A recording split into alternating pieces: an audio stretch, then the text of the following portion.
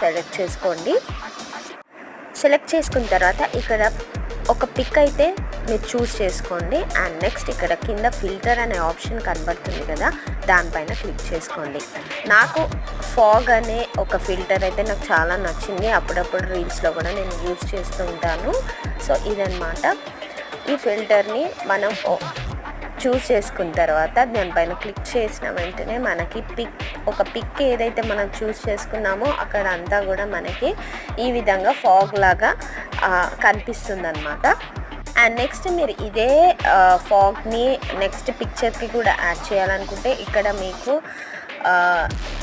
నేను కింద చూపిస్తున్నా కదా, అక్కడ దానిపైన క్లిక్ చేసుకొని ఇంకో పిక్ని అయితే మీరు యాడ్ చేసుకోవచ్చు. నెక్స్ట్ ఇంకో పిక్ని మనం యాడ్ చేసుకొని ఇదే ఫాగ్ ఫిల్టర్ని యూజ్ చేసి మనం ఎడిట్ చేసుకోవచ్చు అన్నమాట. సో ఈ విధంగా